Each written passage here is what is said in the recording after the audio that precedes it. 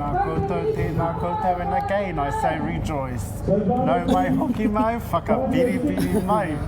Ki tēnei hongere, tēnei hōtaka, tēnei porokramu e ki ake ana ko nā whakataitai ārohe, o nā kura tuarua, o Mataatua me tāki tinu waka, koutou kāre anō kia tūhono mai, ko maua nā kai whakapāho i tēnei rā, ko waia hau, mā koe ki atu, ko maru, Patterson tēnei.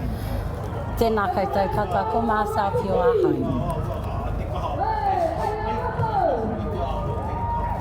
Ka pai, so lunch is nearing to an end and we're all amped up and ready to hit the stage for our next rōpū. So get comfortable with the iwi. We have a showdown. We have an exciting afternoon ahead of us. Ko te kapa e whai mai ana, ko te whare kura o Ruatoki. Nō reira koe, e koe. Nō reira, no Ruatoki koe neha. E koe no Ruatoki hoki a hau, he te urewera. He te urewera he Ngāti Tāwhaki. Tēnā koe. Oh! Oh, kai te ki te mai koutou i te horo, kai te kiki nei te horo, māto toru nei. Holy hika mai te iwi. I don't believe there's any room. Look at that can of sardines e te iwi. Ka re kore, kai te tino wera orotorane. Ka heke mai te wera. Ai, ka mahana haere tā tātaurangi. Akene pia i tēnei ata, we all wanted heaters. I think I tēnei wai we all want fans. Ai, ko ana hai te ki te ngātu ia i te tainga o ngā kapa nei, ki wanga ia tātou. Nā kai whakawā, kua no, kai te no mai nā kai whakawā. Kei te ki te ake. I hope they all got their red markers ready. Yep. And they would have had an exciting day too, ne? I think we all have, koe. We all have, truly. Oh, te tiro, kai te haruru te whare, kai te umere katoa. Hikaka katoa te nākau. Oh, goodness sake, I can just sit over here and watch these people walking. But I think we have quite a good spot here, don't we? Nā, vai mariata aua. Oh, ka tika hoki. Ka pai. Ko te whare kura o Ruatoki tēnei, aere ake nei.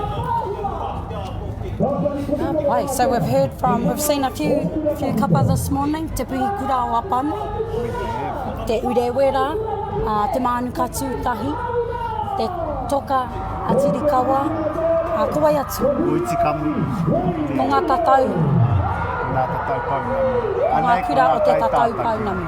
Ko nā kai tātaki o tēnei rōpū, ko te manukura wahine, ko teina harawira, ko te manukura tāne, ko Huiarangi Ray Ranihau, nā kai manaaki ko Edward, ko Aisha, ko nā Maioha, ko Tommy, ko te Rauaroha. Ko te waiata tira. Oh! Ana, ka ahua te tātai ki ngā maunga whakarongo kōrero ki ngā uri e paihere nei, i te mana e whitiki nei i ngā uri o Tūhoi Pōtiki, anei rā ko te whare kura o Ruatoki. Nō reira e te iwi e, get comfortable, mātakitaki mai, paki mai.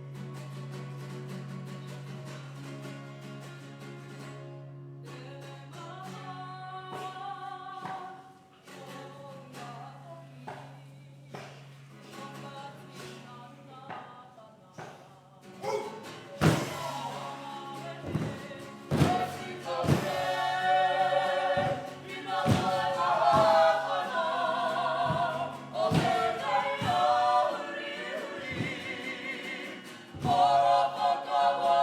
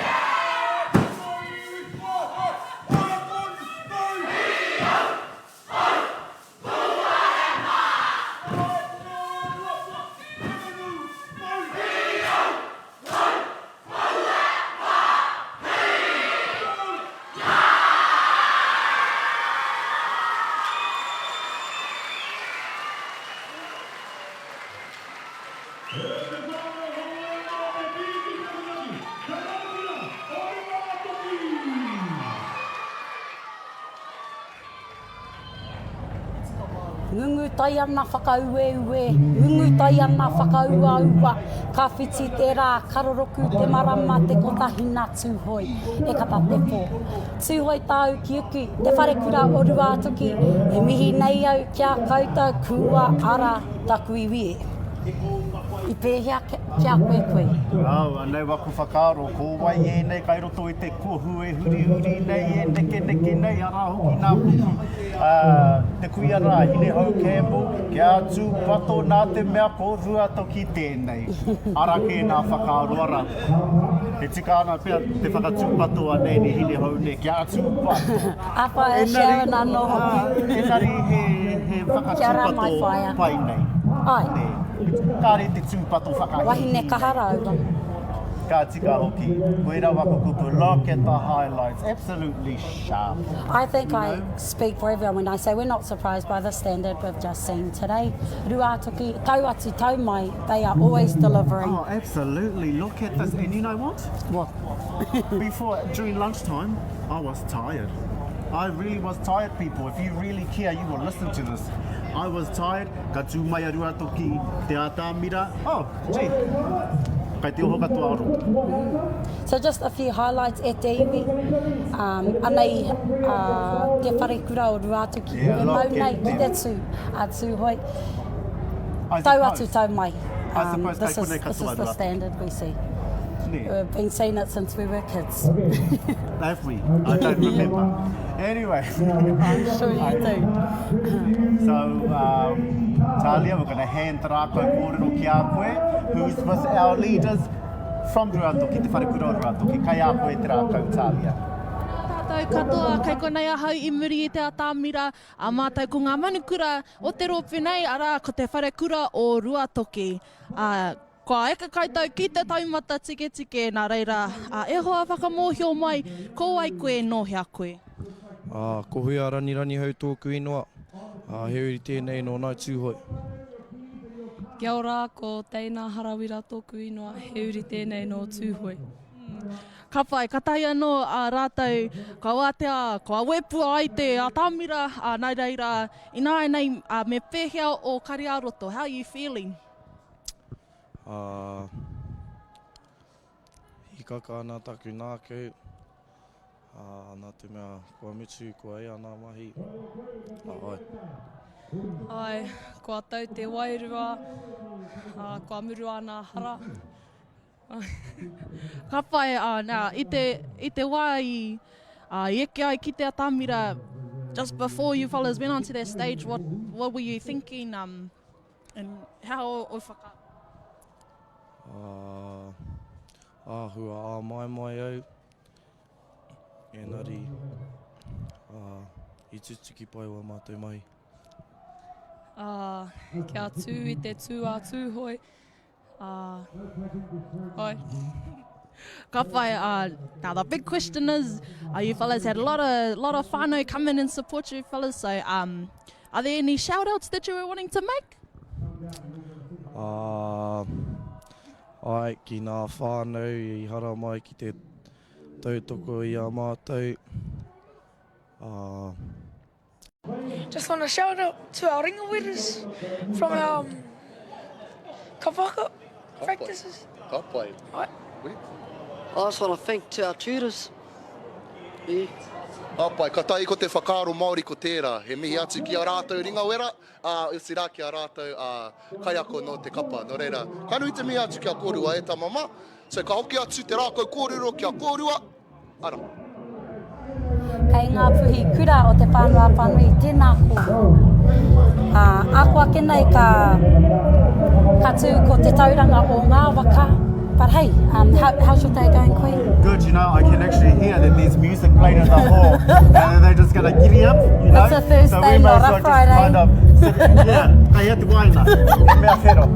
Kei tōku So, you taha. know, and it's just good to have a little dance.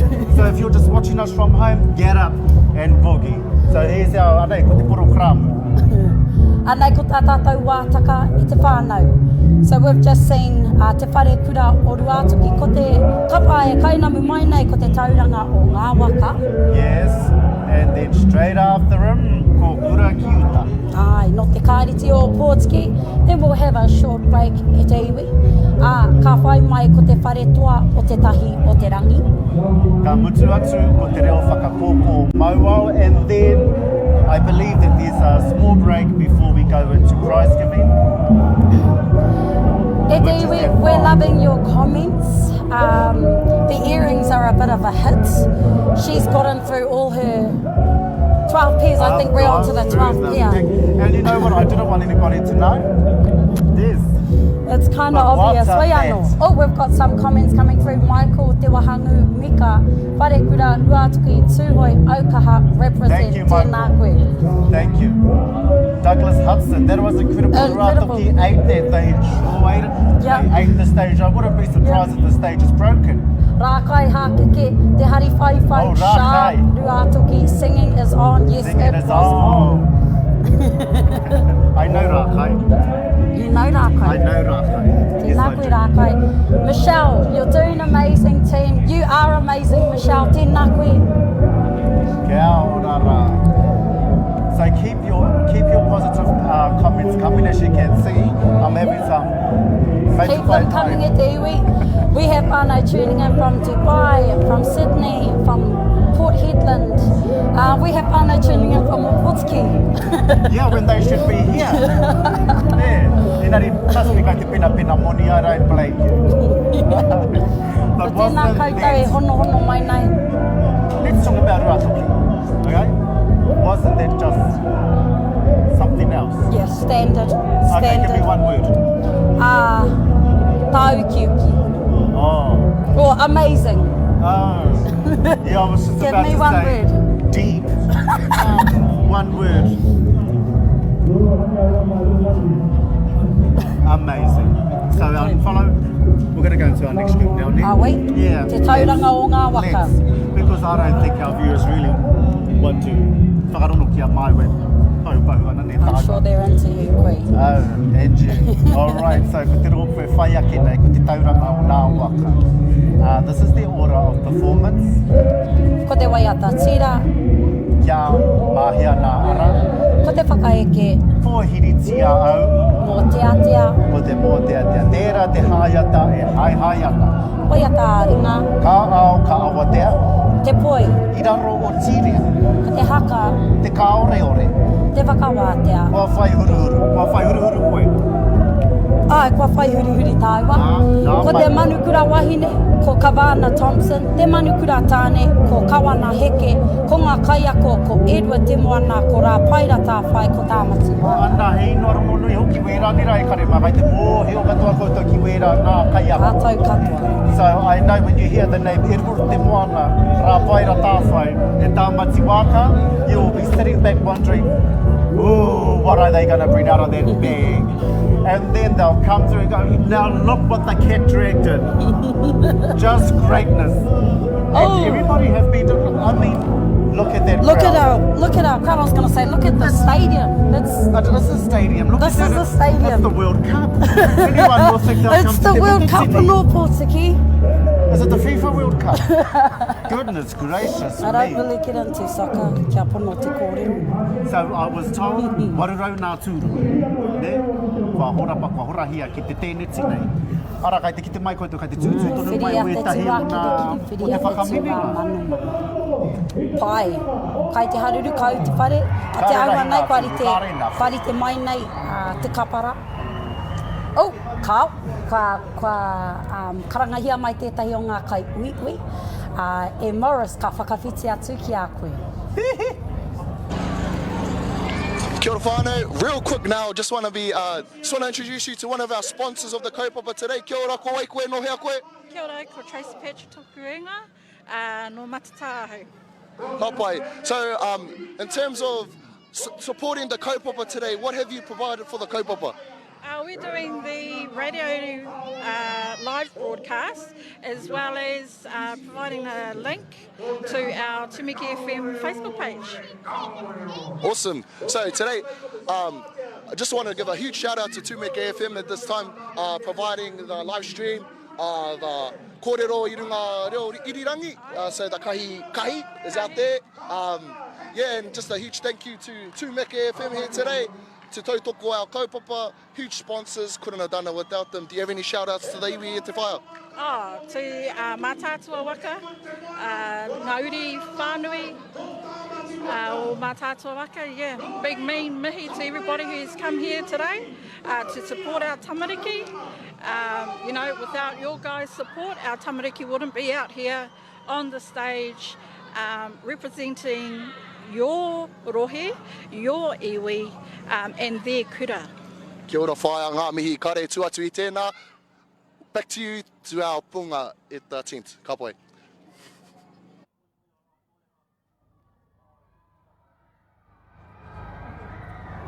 There we have us at the iwi, waiting in the wings there, te tauranga o nā waka.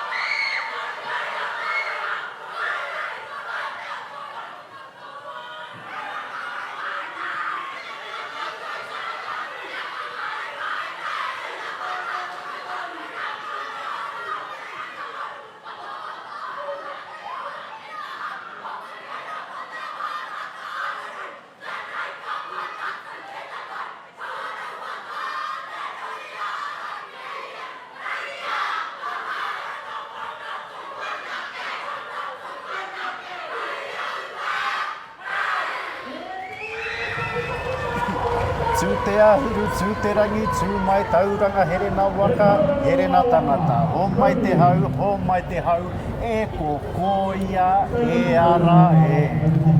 What's up there? Te tauranga o ngā waka did not disappoint. Te tauranga o te Ukraina, o nā mea katoa, kai te mihi aki ki tā koutou whakamiharotanga, ki te tuku atu i nā kare aroto rere, ke katoa nei. Let's give a demonstration. Okay, ia ngā āhuatanga ka puta o Ko te niwha. Ko te niwha.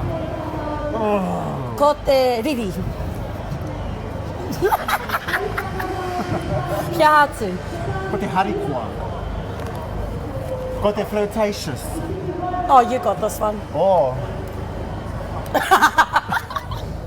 Ko te hotu. You know, we said earlier, expression is a lot in Kapa Haka. That's exactly what we saw today at iwi.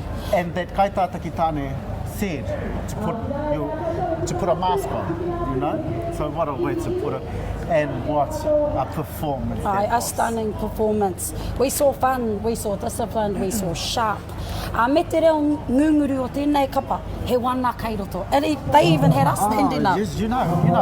And through all the rōpū today, we have seen that all uri of each kura, they want to be there. You know, they want to be there. Is it for to come first overall, or is it to represent? You know? That's that iwitanga you were talking about earlier. That's what we've seen today, and it's pride. We're proud of who we are. Absolute pride. All right, so Talia, kei a koe te rā kau kōrero, we're going to shoot over to you with the leaders from Te Tauranga o Ngā Waka. Tēnā tātou katoa, tēnei te tira hau, tēnei hara mai nei, and they are here. Kei konei a hau I muri I te atamira mātou ko ngā manukura, o te rōpū nei ara ko te tauranga o Ngā Waka. E hoa whakamohio mai ko wai koe, no hea koe. What's your name and where you're from? Kia ora, ko Kawana Thompson tōku ingoa, no Tauranga ahau. Kia ora, ko Kawana tōku ingoa, huri tēnei no Huria, Matamara oho, no Tauranga, ai. Ka pai, nā inaia nei, ka tahi anō rātou, kua wepua te atamira, ana reira, how are we feeling? Me pehea o kari aroto, how's the body? Bit sweaty, but yeah, I feel good. Feel like I put my all out there today on the stage. Yeah. Sort of sore, but we'll get through it. Ka pai, now, I mua I tekinga mai ki te atamira, before you fellas went on, what was the type of mindset that you guys went onto the stage with? We just sort of, when we got into the holding bay, we were just quiet, just focusing on our own stuff, and yeah. Aye, very focused. Well, main thing, we came here to win. I was just going to say that, he ha te mea nui, so what was the big goal for you fellas? Yeah, the big goal for us this year was just to win. We didn't come here just to be a number, we come here to win. Kia ora. Pretty much what he said. Ka pai, well, e mehi ana kia kōrua o te rā ki tō rōpū. Ināi nei ka hoa atu te rā kau kōrero ki a Morris. Tēnā koutou, kua hono mai nā, tēnei wā kei te kakamāua ko taku wāki au. Tētahi o ngā tamariki o roto I te crowd nei, I he waiata mō o te wā tuku taonga. Tēnei wā, anei au kei te taha o tētahi o ngā tino kai haka, tino rongo nui, o Mataatua o tira, o te aroa whānui tonu. Tēnā koe kei te pēha koe hoa. Kei te ora, mos, kei te tino ora I tēnei rā hakoa maranga I runga I taku kapa, Nā te paipea o nā haka I pēnei ai a runga. He māturu tō mairangi, te rā pēa. So, tēnei wā, pēha o whakaaro, pāna ki te tua te kapa. He kai ako tēnei no te kapa o a tauranga. He rawe, I haka rātou te ata nei, te ahiahi nei, I te kore ngā o mātou prakiti nā rā whakatāno reira, karahiuhi ana wā mātou tamariki nei rā toru, ai tutuki rātou, o te uaua hoki kua mātou tamariki tahi, kāre moho I te kōrero Māori, tahi he tauhau ki te haka, no reira, he honore nui te kite i a rātou whakatutiki nei nā mahi te rangi nei. Te taia i kei te rāhunga i tēnei wā, ka rawe hoki te tū. E ki mai koe kei roto tētahi o tamariki te kapara, i waiwai ngā whatu i tō kitenga atu? Tamai, di au ki te papaki nā tarina i etahi wā. Wa kia kia pēnei, kāre a whakarongo mai. Engari mere karara i te tuki aia tana whai kōrero. Kāre hoki i mau iaia i te pōrā, no te atatonu nei i mau iaia. Ka rawe hoki. Nā te shouti i tēnei wā e tāmati. Ka whakahoki atu rā, kia koutou, kei te tēneti, kei ngā punga. Tēnā koutou. Anau hoki mai e te iwi. Now we're just going to recap on some of the performances we've seen today and take a look at our program. We started off with Te Puhikura o Apanui and indeed I whakapuhikura rātou I tā tātou kaupapa. O mai rā te puhikura, and then with te urewira, there is te wharekura o huiarau, te kura o te whaiti, te kura arohe o murupara. Then we heard from te kaiwhakatere a te kāriti o Edge Kim. Ka pai, then nā toka o Tirikawa. Ngā kura o te tatau paunamu ara ko te kura kaupapa Māori o te orini ki ngā tiawa, te whatatau o Putauaki me te kura kaupapa Māori o Waiohau. Te mānuka tūtahi whakatāne high school. Tūhoi tau ki uki te whare kura o Ruatoki. And then just come off was te tauranga o nā waka. Tauranga girls and tauranga boys. Ko te kapa e kainamu mai nei, special kapa to you and I. Former performers, we're not going to go into how long ago we were performing at Kura Kiuta, but very excited to see our uri take the stage this afternoon. How are you feeling anyway, Koe? About what in particular? I don't know, I mean, that's a broad question. Quite alive, you know, and just enjoy being here at the Whakataupō.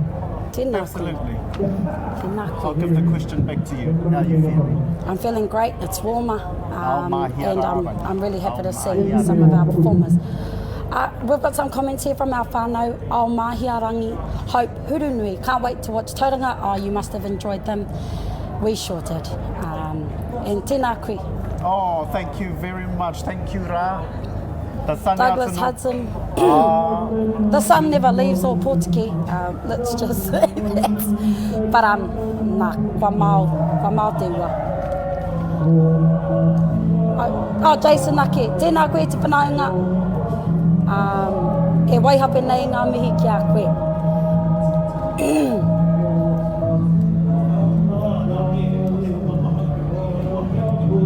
Ka pai, kei te waiata a rāwiri mā, ki taku mō rāwiri mai waiata nei te ātāwira. I'm sure you and Whakatani will be able to hear him. I think that's rāwiri. I have to have a quick... I'm not too sure. I only can tell... Sounds like Thomas Mitai as well. Oh, it must be, yes. Yep. Tēnā pūmau, a song made popular by tauira mai tawhiti at this year's Te Matatini held in Auckland. Now, well, look at our kaupapa is giving me Matatini vibes, if I'm being quite honest with you, Queen. I'm like more She's FIFA pretty World packed Cup. today. FIFA World Cup. Yes. So it still must be a bit cold in there because I can see people wearing jerseys and whatever. Oh no, it's definitely not Rawiri. He was in the crowd right there. Aora kuani rawa ko te tape. Kara mo yoko wai kei te whakamine nā. But we do have we've had such astonishing performances. Astonishing. Absolutely. Yeah, no, I just thought about it now.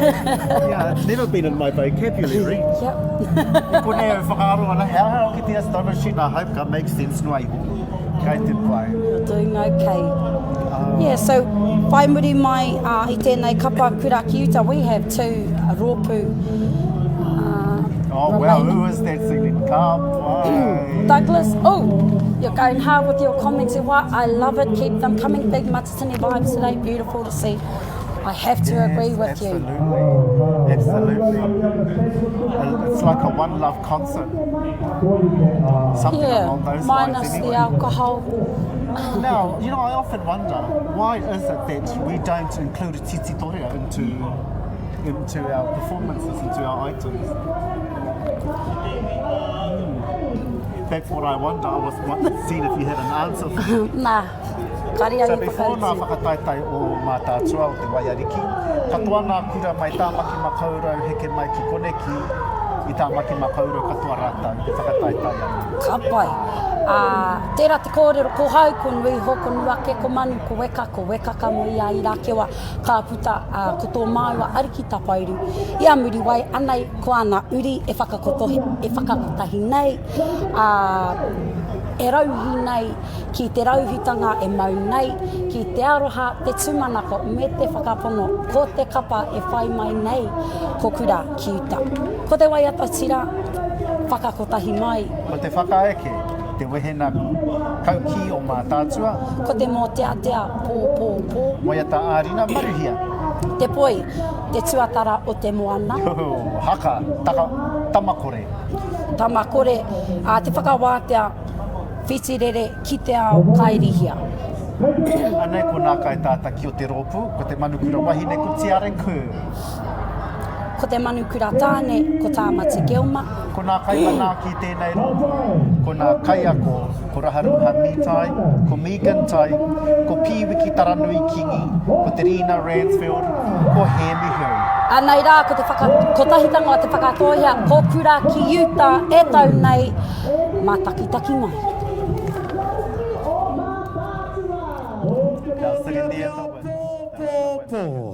Waiata ringa, maruhia. Ko te poi, te tuatara o te moana. Haka, tamakore. Ka tina ko te kātahi ko te whakawātea, whitirene ki te ao, ka irihia. E te whānau, anei rā nā kai tātaki, ko te manukura wahine, ko tiare ko te manukura tāne. Ko tāmati, Gilma. E te iwi. Ko ngā kaiako o tēnei rōpu, ko Raharuha Mitai, ko Megan Tai, ko Piwiki Taranui Kingi, ko te Rina Ransfield, ko rātou, ko Hemi Hill, e te whānau, ko mai te piki waki, takapaka, o kura, kiriuta!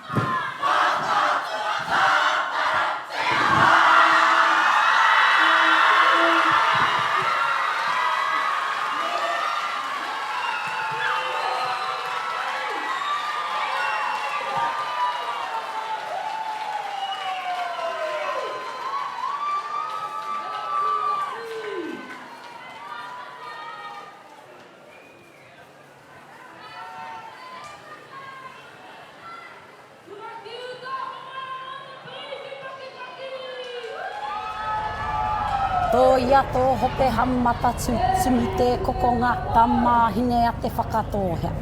Takahi a te whitahe aku pōtiki Pākihi kuraki uta, kuraki waho. Me pēnei pia taku kōrero, taku manoa e ka kapa nei ki te rā, ki ngā whetū, ki te marama. Kuraki uta, tēnā rā koutou katoa. Tēnā koe koe. Tēnā hoki koe. Kai te pēia ngā piro. Oh, you know what. Te ki te nā atu, te timatana tainua ki te mutina, patua mai te simariko. Te simariko? Patua mai te simariko. Kōrero hia mai te āhuatanga te simariko ki ngā apataki nei. Te tūmo haunga, pēnei patua mai te haunga. Haunga pai nei. Tuku mahi, tērā tūmo āhua. Nō reirei, ki te rawatia, look at the highlights, look at the beauty. Look, they all look down, everybody looks down. Hands going to town, ka rawe. Me nā kai rapirapira, and I bet you they wanted to sing. He kai haka hoki, wēnei tokorua. So, kua whakaapuna hia mai e nā toki o te kapa haka, kai te krafu o Pōtiki mai tawhiti. Ko ngā kai ako rā, ko ngā kai tātaki o mua. Tīkara, o Kurakita, i te wā i a tāua. Yeah, the one in the blue head, 2009. Te kotahitanga, extremely proud of you. He tika tō tūhei middle pin mo te kapa nei. Tau ke te āhua. And look, they all mean business. But ara kai te hura haere. Nei, look at them, they all mean business. Ka pē iau whakaro koe, you taught a lot of these children. Yes, yes I did. Te kura kaupapa Māori o Eoka. They're not children anymore. They're not children anymore, absolutely not. So yes, taught them at Te Kura Waioweka and also at Pōtiki College. Yeah. There's always a different story when it comes to kapa haka. Yeah. Because it's such a deep, burning passion and desire of theirs that ka tino aro ki ngā mahi o te kapa haka. He mea Māori tērā hea harana. And not to make this about us, but what are your reflections, thinking back to when we were at Kurakiuta? Well, we have to remember, Anameka and Thomas were our tutors. And Mataatua James,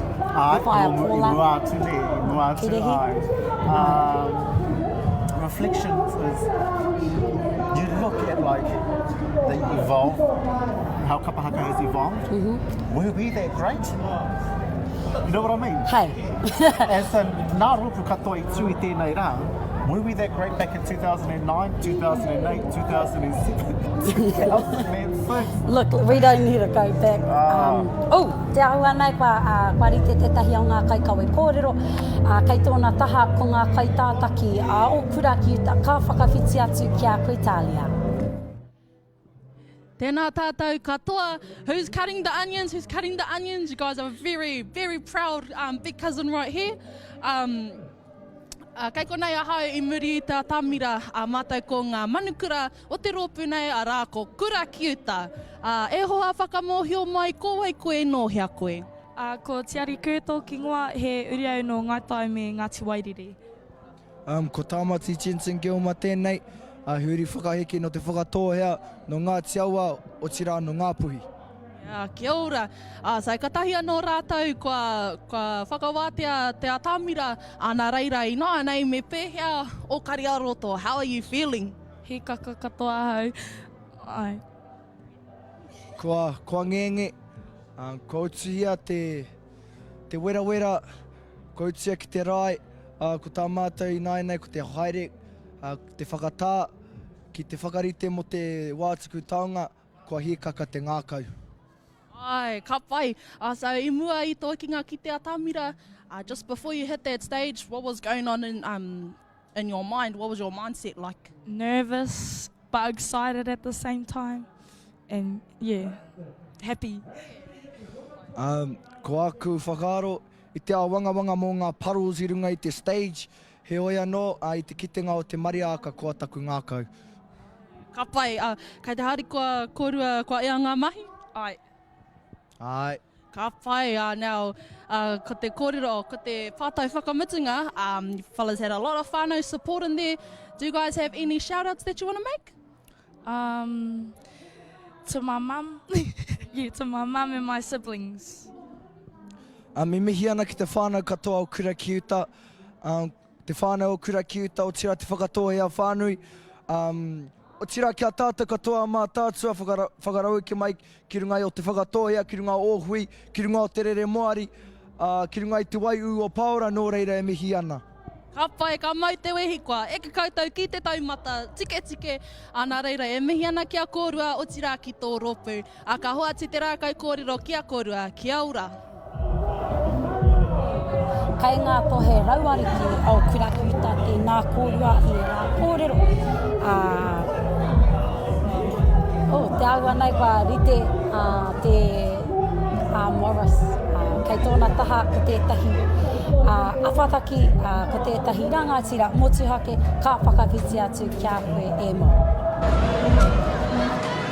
Tēnā nō hoki koutou, nau mai ki tēnei wharau o tātou, kia ko te puna ora o Mataatua, kei tōku taha i tēnei wā, ko tētahi o ngā rangatira o te whare nei. Kia ora ko wai koe no, hea koe?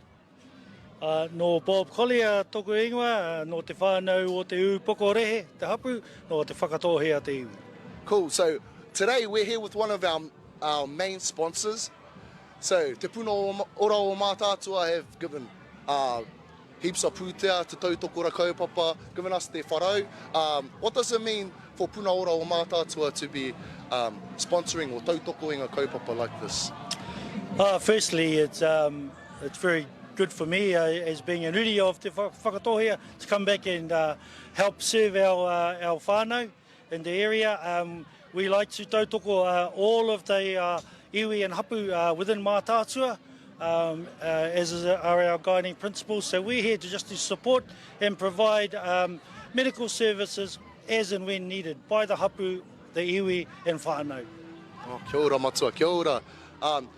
Just for today, so you guys have a stall over here. Would you like to promote whatever you guys are doing at the moment? Aye, so today we provided the coffee cart for whānau to enjoy some of those lovely snacks on a nice cold winter's day. Also our social services, so our tamariki whānui who are here today, our tamariki services, our whānau water services, and also our medical bus that is beside us that provide, I guess, services to the remote locations like Ruatahuna, Minganui, Te Araroa, those sort of places, Ruatoki. Ka pai. So you heard it here, whānau, te puna ora o Mataatua, check it out. I tēnei wā, ka hoki atu te rākau kōrero kia kōrua, kei roto i te tēnei ti, ka pai.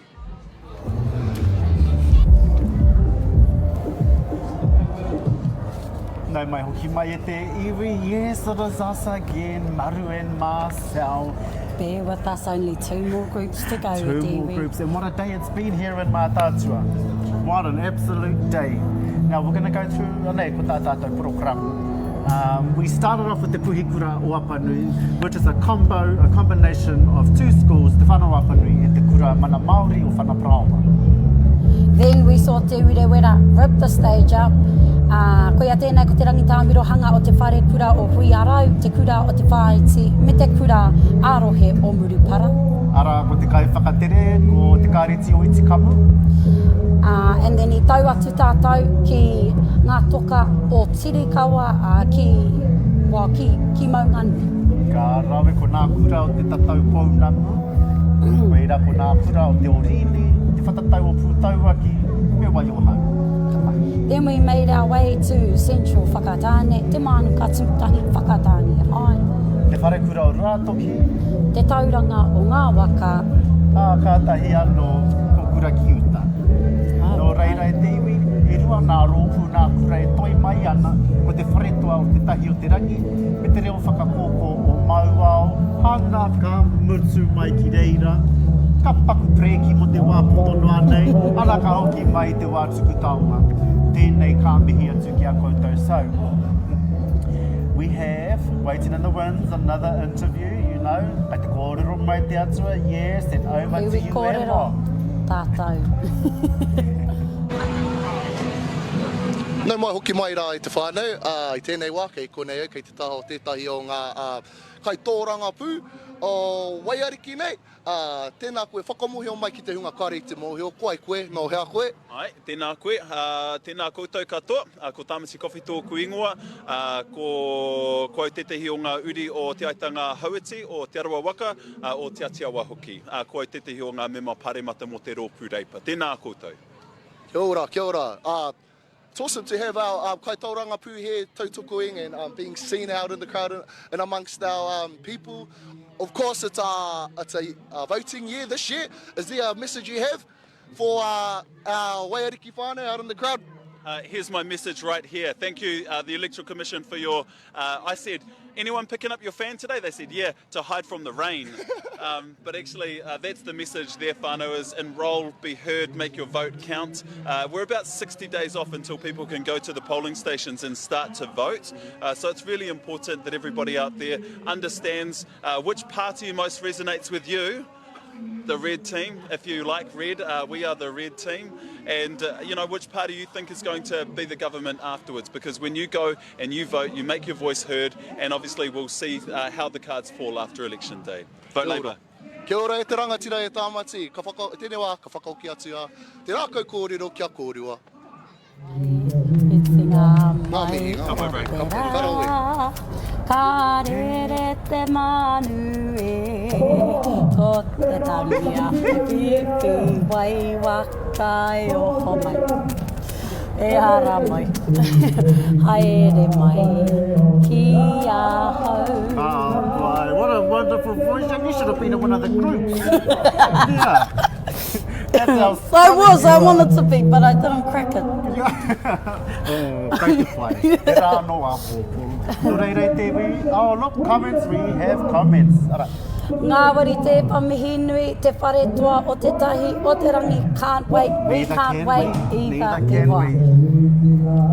Oh, Miss Thomas. The comments are no. Sabrina. Love hearts. Oh, if I could turn my eyes into hearts, it'll be for you, Sabrina. The comments are no. One ring, comments, Anthony Sam Kepa. Oh, kōrero hia tērā emoji. Kai te whātero. Kai te whetero mai te aru. Kai te whātero te aru. Rhiannon Henwood, te reka o ngā kōrero maru, Mars, Metalia, tēnā koe, tēnā koe wā. Ai, tēnā rā wātu koe. I Brazil ke tērā. Sunny Nathan, TTO. Represents. Oh, you know, we're just going to say represents. He mi hona rana pia, Ruatoki, Wicked. Ka tika. Pai kei te rā kupu, Wicked. Oh, ai, ko te wea keneru. We're having a bit of a party in here. We can see that they're having a party in the tent actually. Oh, does that look like a party? He kōrero puru e te haere, mahue mai te party. Nō reira, i tēnei wā e te ipi e, ka paku preki mo te kaumārima meneti, te kaumārima meneti, he Māori tātou ka hoki mai ka hoki. Don't go away for too long, e te iwi, we only have 2 more kapa to go. Ai, nō reira. Au. Ora moio, kei te preki tātou. Kei te whakatā. Ia tātou e karangahia. Tari ake nei. You know, these sorts of things at iwi would not be possible without the help and support of our sponsors. So we'd like to just take this moment to thank Mataatua Kapa Haka Incorporated. And te Whakatohia Māori Trust Board. Te pai oranga o te whakatohia. Whakatohia Fisheries Trust. Hāpai te hauora. Ngāti Nahere, Ngāti Ira Land Trust. Te Rere Marae. Te whare wānanga o Awanui a Rangi. O Portsky District Council. Ngā Taumata Events Limited. Te puna ora o Mataatua kei ngā kai taunaki. Tēnei kaupapa, tēnā koutou kapua. Ai. Tēnā rā wātu, honestly. E ara I te mea, we want the money though, but we want the kaupapa, so you will get what you need in order to erect the kaupapa. Nō reira, kei te mihi. You know one thing Māoris are good for? Ki te mihi. Ne, ka nui te mihi, ka mihi ki tēnā, ka mihi ki te grass, ki te ota, ki te ranga ki nā kapua. Ka toa nei, ka tika hoki. Ka te Māori ki te mihi. Yeah. All right. Kapai, so we're just going to share a few highlights. Sorry to and cut you argue there, on who's going to speak. Yeah, we've started to argue a bit. We've only got 2 kapara kaitai e te iwi. Our first rōpū Ko te was... puhikura o Apanui. There she goes again. Ara te tiro ki te ki o nāri nā ne. Hea taua. Ara, nā raukura o te manukura wahinera. Look at those feathers. Anōne ko te tīrairaka. Nā, whetero tero mai nā. Manaia o kua tipu ki koe. And it's that swing. It's that swing, I love that swing. Ka ngenge katoa hau e kui. Ka tino ngenge katoa hau. It has been absolutely beautiful. You know, enari, me mihi ka tika ki nā kāreti. Ara, ki wēnei nā tamariki katoa. They're the ones who really takahi te hard yards. You know, hours and hours of training the bone. Probably a lot of moaning and groaning because their feet hurt. You know, they have to really too hard. Probably a lot of tangi me te auwe and nari what they produce on the day, on the stage. Just breathtaking. Exactly. Nā wiki ai te mau, tēnei kapa te mau te tū atu hoi. But we see that every year and I never tire of it. Here we have some... Tiro he atu e nei nā. Absolutely. Ko te kāreti o Edgecombe tēnei. They mean it, eh, these. Kare amata ki tamariki, because... Ara nā poina, gee, I was fascinated by these, especially those three there with the long point. Look at that. Ara, kia mau, hi! You know? Little bit, gee, I cannot do that with long point.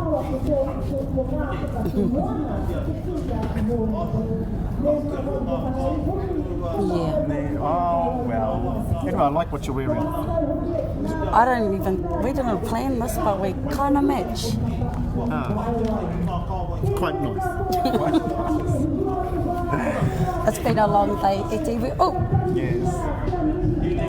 And look at our cameramen standing in the back there, right up on their forms. Ka pai hoki kera. All right. Now, we're ready to, te tahi o te rangi are ready to take stage. So, ane ko tā rātou, the order of performance. Ko te waiata tira he whatukura ka tangi hea. Te whakaeke tērā whānui.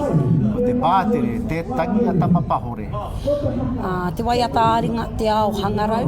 Hāngai. Ka tahi hoki ko te kaupapa ko tērā. Ko te poi, the tiny ball on the end of string, he mahina kai I te mahuru. Ko te haka, te tohi, rangi te aorere. O tino tipuna nei a rangi te aorere. Ko te exit, ko te ara whakaputa. Ko te kaitātaki wahine, ko Waisi Harawira Nicholas. And look, there she is coming out on the stage with her partner there. Ko te kaitātaki tāne, ko manu kōrihi. Heo, are, wa pakeke koe tapa. Tēnā rā.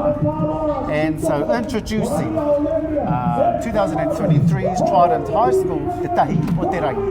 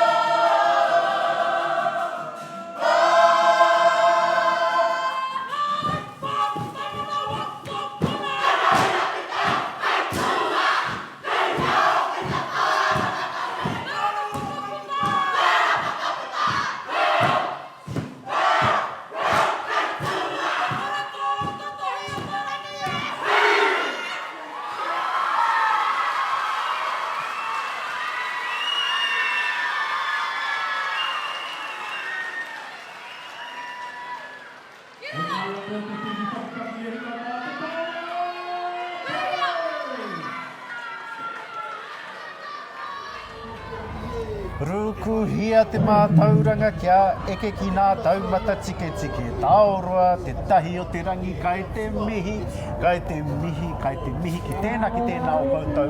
Kai nā uri o te kura. O Tāoroa, au e te whakamiharo hoki. Kaunga, tauana. Tāhua te tū e ngā rangatahi. Ona nei, tēnā koutou. Let's be a bit picky nāia nei ne. Hei rā muti tātou wa kai rotora. Yeah, picky or bias. Just for a second, manu korihi, e whakahihi pai ana ho aunties i a koe te tau. I te wana o te tū. Kai whia mai te atau, he pērā no tō pāpua, he kai haka tō pāpua, me tō he pērā mama. no tō mama, tō kuia. Tō kuia. Mō ankara skatua. Nā o karana pāpā. Now let's take a look at a few highlights from te kura o Tāoroa, te tahi o te rangi. You know, look at the beautiful. Beautiful, good looking our uri. Oh yes, they can sway, they can whakanārara They i a can haka. rātou anō. We're good at being fierce and pretty at the same time. And how is that possible? Hey, I asked myself that. Yeah, I can only be one. And it's never pretty. Ara, ko nā tiki o koe. Oh, me te wairua whakatoi. Oh no. A tāhua. And how they show that emotion. Oh, And that energy. Ko nā tamatua katoa wēnei, there they go. Kai te heke mai te wera. Isn't this just beautiful? Ara. And then their whakawātea right there. Fierce. Oh, Murray, You go make on your fierce, auntie you go proud. on fierce. Tauke koe me manu kōrihi. Your family would be proud of you. You all. Koutou o Tāoroa. And that's our second to last rōpū. I tēnei wā, we're going to shoot on over ki a koe Talia. We're standing in the wings there with the leaders. Tēnā tātou katoa, kai konei ahau I muri I te atāmira mātou ko ngā manukura o te rōpū nei ara ko te wharetoa o te tahi o te rangi. Ka tahi anō rātou kua wepu ai te atāmira nā reira e hoa mā whakamohio mai koe no hea koe. Kia ora, ko waisi kopi kanaharawira Nicholas tōku ingoa, he uri tēnei no nai tūhoi, nai te rangi, me nā kuki airani anō hoki. Kia ora. Kia ora, ko mani kōrihi haraira Cyprus nā hiuhio tōku ingoa, he uri tēnei no te whakatōhia, te whānau apanui, me nā tiawa. Tēnā koe. Ka pai te whānau, this is actually my handsome nephew standing right here. If you're wanting to know where he got his amazing voice from, it's from his nanny Dawn Hill, my auntie. Engari, me pēhea o kari a roto. So how are you feeling at this moment? Proud, accomplished, amazing. Achieved relief and Achieved relief, kia ora. I te wā I eke mai ki te atāmira, so before you fellas went on, how were you feeling? What type of goals were you wanting to achieve, and did you achieve them? Before we hopped on, I was pretty at ease because my kapa is very warming, I would say. Yeah. Whākaro, no, it was bit mataku. We haven't been leading since ages. Yeah. Ka whai kai te harikoa korua kua eanga mahi? Yeah. Yeah, Ka whai wai, he's had an amazing performance, and I'm sure all our whānau out there would agree.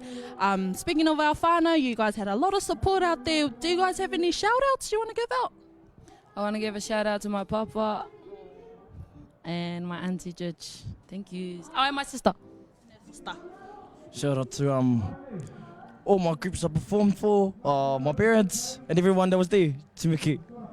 Ka pai, well, e mihi ana ki a kōrua o ti rā ki tō rōpū.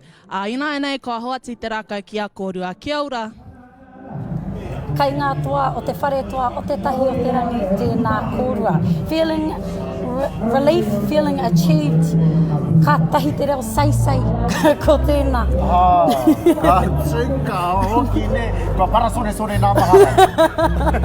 Ka takola nā mahara o kōmi. Ai kai te tikara wātura. Oh, we have some comments coming through as well. Nā wari te pa mihi nui. Let's go bunnies. Let's go bunnies. Must be a nickname for somebody, eh? See, te reo sei. Mara Peters, let's go, Mama. Aye, Mama must be a person from Indaropu. Kerry Williams, Atahua, it's to you. Shirley Ann Peters, awesome tears of joy. I te tangi hoki a haere wha. Oh, ko te parata tēnei. Don't know the two presenters. Crack up to watch and listen to. Oh. Made me blush. Ranira Harrison, te ke hi hoki tēnā pōra. Tēnā hoki koe wha. Ako ake nei ka whakawhiti atu tātou kia koe Morris. Kei tōna taha koe tahi manuhiri tūwārangi ka whakawhiti atu kia koe. Let's hope that they celebrities. Kia ora, ka tai anō, kua mutu te harurutanga o te papa. Te whare toa o te tahi o te rangi, i tēnei wā, kei konei au, kei te taha o te ētai o ngā kaiako o te kapa. Tēnā kōrua, ko wai kōrua, no hea kōrua. Kia ora mai whānau, ko te whare pārua tito ko tōku inua, he uri tēnei no te whārua o Matahi. Tuku. Kia ora, ko te rani ātāhua waka tōku inua, no te whārua o Waimana, no rua toki, no nai tūhoi hoki. Ka ora we, kio kōrua nā whakaaro, pēhea te tū o te kapa i tēnei ahiahi? I tū pai, i pai. Mo wētahi o wēnei tamariki, tā rātou tū tuatahi tēnei, wētahi tēnei te ki tēnā tuatahi tēnei āhuatana o tātou, no reira i pai. Ai, tino hanei te kupu, kāre he kupu, kei te he te pita mai waku, wēnei nā, kuhu atu ki roto. No reira, ai, pai, tū pai. Pai, pēhau. Nā, hikaka nā toki nākei mo nā tamariki, ai. Rawe hoki ki tā ngā kōrero kei te tuku mai runga i te pukabata, he rawe, he ātāhua te tū, ngā tamariki, ngā tai ohi i tēnei wā. No reira, i tēnei wā kei te hoki atu te rākau kōrero kia kōrua, Mas Rawa Kobaru, ka nui te mihi atu kia kōrua me te ātāhua te tū o te kapa nei. Ka rau. Kia ora rā, tēnā rawa atu koe mō. Before we go into our highlights, I have a little story about one of the tutors that Morris was just speaking with our umere. So we've done our teachers degree together. If anybody's interested, and thank you for asking. I'm a little bit interested. Yes, well, thank you. We've done our teachers degree together. Yeah. And so there was this play that we had to do, but I wasn't in her group. And she was Rona in the Moon. Koia te narrator, ka pānui, kai te reo Pākehā katoa ne. And it was, she tore away the moon. She tore away the moon. Te mai a te māui e Pākehā, nei te reo Pākehā. She tore away the moon. Oh, ka he mo mātou i te kata. And now we are going to go into a few highlights. Nei rā. Gee, I'm very sorry, I forgot who this kura was. Ko ngā kura o te tatau paunamu. Of course, because I remember those panekuti. That's right. So I remember commenting on it. Such beautiful uniform. Yeah, well, they're striking, you know. Absolutely. Striking. Not only are they striking, they're striking. And, you know, just to repeat myself, we have some very good-looking uri in Mataatua. Yes. Oh, hey, nā iwi katoa. Yeah. Hey, we were talking before about, you know, facial expressions. There we go. What emotion do we have in here? Akene pia ko te moke moke. Ko te moke moke. Akene pia. Ko te hohonu. Uara, breathe in, breathe out. Let it out. Don't mean business, I roto nei. Stone, chanai. Ko nā pūrere hua o te mānuka tūtahi me nei. Te ātāhua. Tēno ātāhua na wātu. Ko te whakatoi. Te whakatete. Ne. Whakapiripiri. Oh, here we go. Oh, when one sings, they all listen. And then look, we've got a trio happening there. Me te niwha hoki o nā pūkana tiro ia. Ai te tīko niwha nei. Ana ko te rua toki. Ko rua toki. Ai, ko te whare kura o rua toki. I was about to say, ko te karu. Here reke. Ka pai. Ka pai. Kua tai tātou ki te kapa whakamutunga. Ko te reo whakakoko o maua o tēnei. I'm particularly excited to see this kapa. And it looks like everyone else is too. Geez, we've had an exciting day, have we not, Koe? We could have had our own judging papers too. Yeah, there were 28 judges today at Dewey. There were 30. I knew that there was 30, but I didn't want to correct you because I didn't want to be wrong. Yeah, no, we were giving comments and nobody else. Kai te pai mai ho. Yeah, anei Dewey e whakarite nei, me te kapa whakamutunga te reo whakakoko o Mauao. Let's go through some of the items, shall we? We shall. Ko te waiatatira, ko taku whetu marama. Ko te whakaeke, ko te pākuha. Te pākuha, mōhio, pai nei tāu te rā auatanga neha. Pai te au te pākuha. Tāua, mō te atea, karapīpiti. Te karapīpiti ana, ka te mōhio te karapīpiti, mōhio ai. Ko te action song, Tawhitinu. Ko te poe, te tāhai o rīpeka akaripa. Oh, what beautiful sounding bracket. Ko te haka, ko te moana o te ki. Ko te whakawātea, ngā murehu o te kore tūohu. Anei rā ko ngā kaitātaki o te kapa nei, papa te whatitiri, hiko te uira, e kanapu ki runga, ki o hui. Anei rā ko te reo whakakoko o Mauao, e whakatīnana nei, e hāmama nei, koia tēnei ko te whare kura o Mauao. Me haruru te whare e te iwi.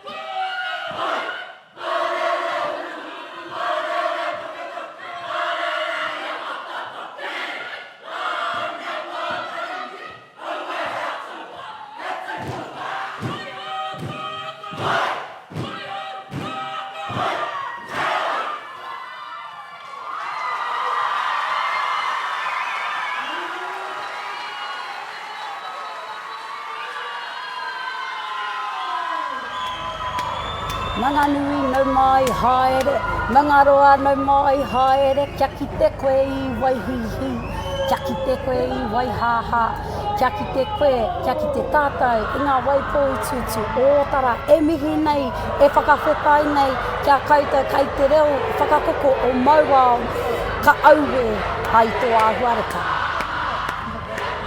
Anei rā ko te iwi, e mihi nei ki te kapa whakamutunga, o te whakapaipai, ākura tuarua mo Mataatua waka, i rangatira te tū. Weren't they just outstanding? Weren't they just? What a finisher. Absolutely what a finisher. What You a stole my finisher. line. I was going to say that. I how dare you? But absolutely, what a finishing there. You know, Geez, they hit us here at the back. At the back here and the front, the sideways and all the shapes on the face.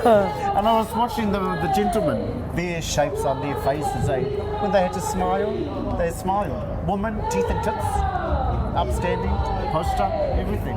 The gentlemen, they really took it from me. Ko te mea rau e ki au ko ngā kaupapa kōrero. Te whakaeke e kōrero hi ana mo te pākuha. Wai a tāua ki tērā āhuatanga. Engari ko te mea pai ki au ko te mōteatea. Kara pīpiti. Ka kōrero hi a te āhuatanga ki te whare whakawhānau tangata. Yeah, kai te tika, kai te tino tika. Did you see how they ended? Haere Māori ne, o te freestyle rātira. Oh, we ka mau ke te we. Me te whakawātea kōrero hi ana mo ngā morehu o te kore tūohu. Ka pai. So now we have Talia with our leaders from this kura. Nō reira, shooting over to you now, Talia. Look at these. Look at the poi twirl. That's a tiny ball on the end of string, ladies and gentlemen. And if you can't twirl the poi like that, well, E te I kōrero hi cannot be ana, your teacher. te poi i kōrero hi a tētahi kuia rīpeka akaripa. Te aua nei, he vibe te kuia rā. I love that. Bēnei ia koe, dear. All Ia right. tāua. Heading over to you now, Talia. Tēnā tātou katoa, kei konei a hau, i muri i te atāmira, mātou ko ngā manukura, o te rōpū nei, ara ko te reo whakakoko o Mauao. Nā reira, ko tēnei te rōpū, whakamutunga mo te whakataitai nei, what an amazing finisher te a kaupapa today. So e hoa whakamōhio mai ko wai koe, no hea koe. A tēnā tātou kaya haere wataku ingoa, Ngāti mani a poto, Ngāti porou, Ngāti rangi wewehi, tēnā tātou. Kia ora. Kia ora, ko Sef tata tōku ingoa, he rui no tauranga moana. Kia ora. Nau, katahi anō rātou, kua wepua ai te atāmira, nā reira, ināia nei, me pēhea o kari aroto. Kua pau te hau, engari, kua pau te hau i runga i te mōhio kua e a te taha ki tā tātou kaupapa. Tā tātou whakapaukaha, ki ngā mahi prakati o tira nā kapa haka katoa. Kua tutuki te kaupapa. Kua tae mai ko nā hua nui, ko te whakatā. Engari, no mōmuri hone mo te wātukutanga ka ki te waigāhua, waigātohu. Ai, ko taunga mahi koe au. Kia ora. He pai tā korua, koe a ngā mahi? E hui i ua, engari, nā, i pai, te hakatahi ki aku hoa. Ai, ahau hoki. Ka pai, he ha te mea nui o koru atu, he ha te? Ko te kaupapa matua o tā mātou tū i tēnei rā, ko te kaue mai te mate o tō mātou kroua o Patariki Nicholas. No roto mai o tawhiti nui o te puna, tauranga moana, ki ai ko ia te moana o te ki, i hinga i tēnei tautonu nei, e tangi ana i tāna mate, koena ngā mahi a te reo whakakoko i tēnei tau. Ai. Ka pai, wewa, e mihi ana kia korua o tira ki tō rōpū. Ināia nei, we'll see you fellas at the prize giving. Ka hoa te rākau kōrero kia korua. Kia ora. Me whakatā kātika ka mihi au kia koutou kei ngā rangatira o te reo whakakoko o Mauao. Me te mihi anō hoki ki ngā kapa katoa kua roa e hauku nei te one one, ko te rangi nei te hua. Now we're just going to read through some of our comments from our whānau. A lot of you have been following today. Thank you for joining in with us. Te ao mahiarangi Hope Hurunui. Wow Mowao really brought that ihi, and they did just exactly that. Love their whole bracket, the manukura tāne and wahine, we're on. And our next commenter is Monanui, kia ora te whaiao, watching from the GC. The GC, eh? That is you, absolutely, ka rawe. Ka whai mai ko Pauako Pirini, poho kereru a koko i tō mahi i te rangi nei, e tuhua o tira koutou katoa, ko maua hoki tēnā e poho kereru ana i ngā rangata. Tiwi whānui katoa. From Tweedy, flawless, fearless and staunch as, beautiful performance, TWKOM. You thought she was talking about you, didn't you? Oh, might be, yeah, might be. What a shame. Nicola Cooney, mana mauao. Ka tika hoki. Mana ora, mana Ka tika hoki tā koutou tautoko mai. Such support. Such support goes a long way. Hine te ahorangi naropo e hi, yes mauao, yes, Y-E-S, yes. Ka pai. Now we are going to head over ki tā tātou, ki tā mau rangatira, kia koe e mō. Tēnā kōrua. Anei au kei te taha o tētahi o ngā rangatira o te haukanga nei, Paula Brosnan. I te mea kua tai ki te wā whakamutunga. Nā te ropu whakamutunga pēhea ngau whakaro ki ngā whakahaere o te rangi nei e hoa. Ka mutu, ko tutuki, hui anō, koera te whainga, ko te whakawhaititanga mai o Mataatua ki runga ki ai anō, o tira tākitimu ki tauranga moana anō hoki. Nō reira ko te whakawhaititanga mai o nā tamariki. Me ki pēnei, koi nei te whakataetai, e noho pēnei te huhua o te tangata i roto o Mataatua, mai nā tau e hea ke nei ki muri tainoa mai ki tēnei rā. Nō reira ka kite i te muinga mai o te tangata i tēnei rā, nō reira i runga i tērā huatanga, ko tāku e ki atu nei he pai nā whakahaere. Ka rawe hoki. I tēnei wā, i te mea kua mutu ngā whakahaere o te rā, e hātoa mai a here whai muri i enei mahi. Ko te tuatahi takapea, ko te haringa, ko te koa, me tātou. Nā kiri whanaunga, i whakapito ngoi i ngā marama katahake nei, e tutuki ai, tēnei kaupapa mō Mataatua whānui, o tira me tauranga moana tākiti muaka. Kia ora, e hao kōreroa ki te hunga volunteers i haere mai ki te aki te hapa i tēnei kaupapa, he karere tāku ki a rātou? O tira, kai te pū o te hirikapo, te whakatauki e kore te kumara e kōrero mo tōna reka. Engari, ka waihoa ke mā te koanga o te iwi whānui tonu, nā mahi e whakarangatira. Kia ora. Tēnā koe te rangatira e Paora. Ka oki atu rā ki a kōrua kei ngā punga. Ai tēnei wā, kua ea ngā mahi ki a te haiata ki a Morris, nō reira, noku te maringa nui te kōrero, te paupau atu ki te kāmera i tēnei rā, nō reira, tēnā rā o koutou, e te iwi Māori, noho ora mai rā. Tēnā koe mō. What an exciting day it's been today. I've had a lot of fun with you. Well, thank you very much. No fights on screen? Absolutely not. Not today anyway. Well, tātou, e wama, first of all, we'll just let you know that as soon as we wrap this live stream up, another one will come up. There they'll live stream the prize giving. And regardless of the results, we'd just like to mihi to the groups we've seen perform today. He kupu ahau. Absolutely astounding. Groups were absolutely astounding, and I know that you people out there agree, the audience here agrees, the whānau agree, everybody agrees. You know, outstanding day, we let no rain affect the emotion of today. Is emotion the right word? Kei te pai, it is now. How did you feel? How did you feel?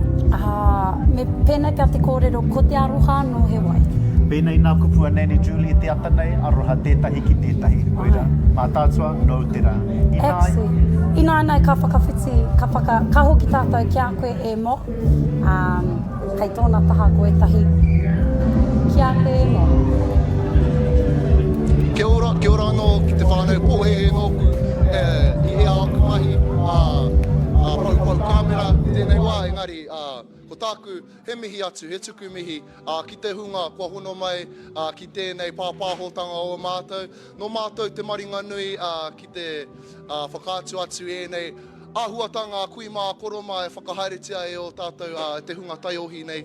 Nō reira, e hikaka, e hūro ana i te tāhua o ngā mahi, e poho kereru ana i te tāhua o te ahurea Māori e tēnei wā. Nō reira, kāre i kore, kua ea, kua tūtuke ngā mahi. I mua i tō mātou aroaro i tēnei wā. Nō reira, me whakawhiti atu ki a Tālia. Kua oti ngā mahi o Morris i nāia nei. Nō reira, ka nui te mihi atu ki a koutou i hono mai, koutou kei tā wāhi, o te rā kei Aotearoa whānui tonu. Tēnei ka mihi kau atu ki a koutou. Ka kite! Ka pai e mihi ana ki a koutou. Katoa kua karapinepine mai, kua honohono mai i maringa i te live stream. E tino harikoa ana te ngākau ki te ngā rangatahi, kua eke ai ki te taumata, actually past the taumata, and it just brings me back to e ai ki ngā kōrero o te rangatira, te kōtia arikirangi te turuki, tēnei te tira hau, tēnei hara mai nei. Our rangatahi are here, they are passionate about their culture, their identity, and Mataatua is in amazing hands. Nā reira, e mihi ana ki a koutou katoa. Kei a korua. Ka tika o ki te kōrero, kai te pai te āpōpō o Mataatua. Ka pai, kai e wama, ana i ahau e o hanei ki te kauwairunga, ki te kauwairaro, ki te āhuareka o ngā tohe rauariki, kua whakatū waiwai i tēnei rangi. Me ngā manaakitanga, kia rātou o te rā kia koutou, torengi ana te rā ki tua ko te reo o mihi. Tēnei katau, kei ngā wai whakaika o te motu, tēnā koutou katoa. Kua mutu te kakau o te paipai tēnei wā e karema. But before I ash my smoke out, let's give a big huge shout out to the company and the production team that made this possible for you back home and overseas to watch. Nō reira, kei te mihi ki tēnā o koutou, Alex Malone Ko. Nei te reo karanga ki ngā iwi o te rohe nei, kua hui mai. Nei rā māua wai o weka o te whakatohia, e mihi atu nei ki a koutou, ki tēnā o koutou. Haere rā e nā uri, kua whakatutukitia te pōhiri e. Nō reira, huri noa i tēnei ti me nā rangi ngā kapua te whenua te ahātu. Huri noa, tēnā rā tātou katoa. Mic drop. Ka ki te rā. Wait,